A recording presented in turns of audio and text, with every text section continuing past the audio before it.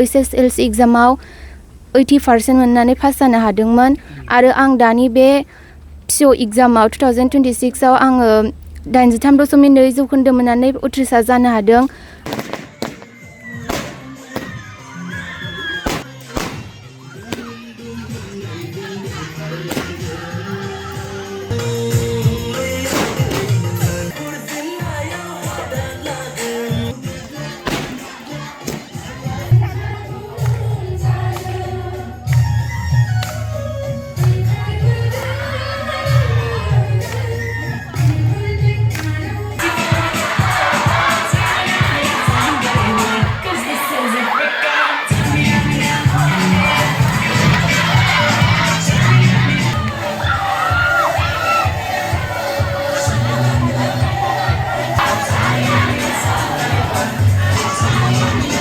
मैना गयारि आं बे फरायसालियाव 2019 मायथाइनिफ्रायनो क्लास 6 निफ्रायनो थाफैदोंमोन आरो आंनि मेट्रिकखौ 2023 मायथाइयाव होनानै बे फरायसालिनिफ्रायनो उथ्रिसार जादोंमोन। आङो आंनि मेट्रिक SSLC एग्जामाव 80% मोननानै पास जानो हादोंमोन आरो आं दानि बे PO एग्जामाव 2026 आव आङो 83.2 जौखोन्दो मोननानै उथ्रिसार जानो हादों। आं आंनि रिजाल्टखौ मोननानै बिराद गोजोननाय मोनदों।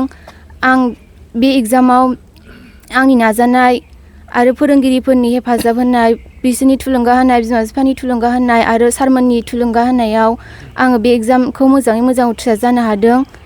आंनि रिजाल्टआ आङो मोनबा आयदायाव लेटार मोननो हादों आरो बिसोरो जाबाय English, political science, MIL, advance बड' IT आरो मोनसे आयदायाव मोननो हानाय जायासै।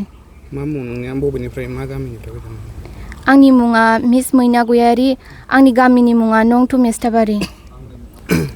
आङो दायो क'क्राझार इउनिभारसिटियाव लानो सानदों सारमोन आरो आंनि थांखिया सासे फोरोंगिरि जानाय। बेयावथ' फोरोंनाया जेरै उन्दैनिफ्रायनो थाफैनानै बिमा बिफाफोर बायदि सासे गार्जेन बायदि दायथ' खालामनानै फोरोंनाय जायो।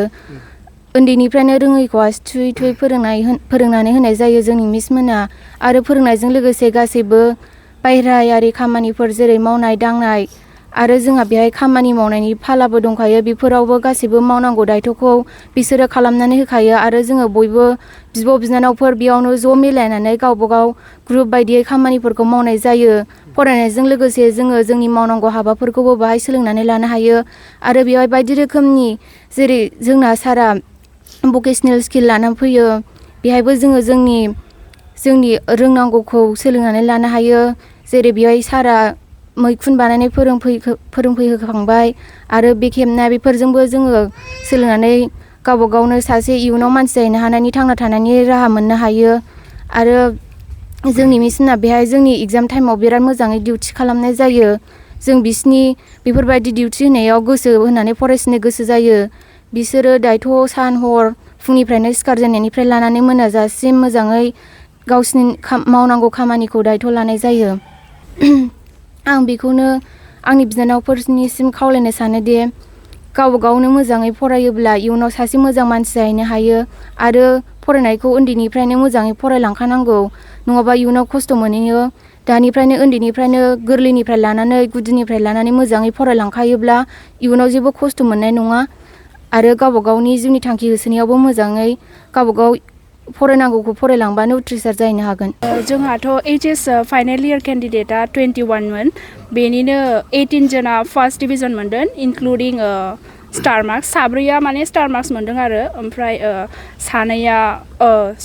साथामा माबा मोनदों सेकेन्ड डिभिजन 100% पास आरो ओमफ्राय लेटार मार्क्स दङ बिसोरहा गासैहाबो। ओमफ्राय जों रिजाल्टखौ जोबोरैनो गोजोननाय मोन्दों, मानो होनबा बिसोरो बिराद बे मा होनो BPL केटेगरिनि स्टुडेन्टस, सोरहाबा माने बिमा बिफा गैया, सोरनाबा माने बिदिनो सिंगोल पेरेन्ट, जोबोर बिसोरखौ बे लेभेलसिम लाबोनो थाखाय जोंनि फोरोंगिरि बिथांमोना जोबोर नाजाथाबनो गोनां जायो आरो दिनै बेखायनो जोबोर गोजोननाय मोन्दों रिजाल्टआ बिदि 100% जानायनि थाखाय। सिगां बोसोरनिफ्राय साबसिन जादों देग्लाय? सिगां बोसोरनिख्रुइ साबसिन जादों। सिगांबो बिदिनो जोंना 100% पासआनो जाखादोंमोन। ओमफ्राय दाखालिबावसो फोसावनाय HSLC मेट्रिक आनजादावबो जोंना 100% पास जादों। 8 जना फार्स्ट डिभिजन मोनदों ओमफ्राय 10 जना सेकेन्ड डिभिजन। बेखौबो मोजां मोनदों आरो जोङो बिसोरो बर'आव सासे स्टुडेन्टआव 100आव 100 मोनदों यासना बसुमतारी होननाया बियो स्टार मार्क्स लानानै उथ्रिसार जादों आरो 78% ओमफ्राय बेहा IT आव लेटार दङ ओमफ्राय बर'आवथ' 100आव 100 मोनदों जोंना ओरैनो रेसिडेन्सियेल स्कुल ओमफ्राय जोंना दा टटेल एनरलमेन्ट केपासिटियानो 150 आरो जों 150 स्टुडेन्टस लायो क्लास 6 निफ्राय क्लास 12 सिम औ जोङो BPL केटेगरिनि लायो ओमफ्राय अरफन जाहैबाय जायहा माने बिमा बिफा गैया सिंगल पेरेन्ट बेफोरनि थाखाय आरो जोंनि स्कुला जानाय थानाय फ्रि जानाय थानाय फरायनाय बेफोर फ्रि आरो